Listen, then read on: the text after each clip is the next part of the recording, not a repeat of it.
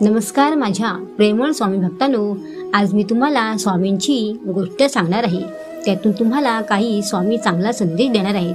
तर आपण व्हिडिओला सुरुवात करूया। बघा, आपले स्वामी समर्थ माझे काय म्हणतात, माणसाने माणसांशी प्रेमाने वागा, कोणाची निंदा करू नका। तो कसा वागतो, हा कसा वागतो या भानगडीत पडू नका।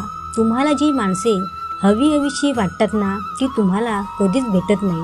म्हणून आपली वाणी चांगली ठेवा, शेजाऱ्यांशी चांगले वागा, त्यांच्याशी प्रेमाने वागा, त्यांच्या उपयोगी पडा, परोपकार करा, त्यांच्या अडीअडचणीला सोबत राहा, तरच देव आपल्यावर खुश होऊन आपले पुण्य वाढवतो। जेव्हा आपल्याला जीवन नकोसे वाटते तेव्हा आपल्याला परमेश्वराची आठवण येते। बघा, देवाने सुंदर जग निर्माण केले। जो दुसऱ्याची मदत करतो त्यालाच परमेश्वर दुप्पट देतो। त्याला कशाचीच कमतरता पडत नाही। सगळा भार परमेश्वर घेतो।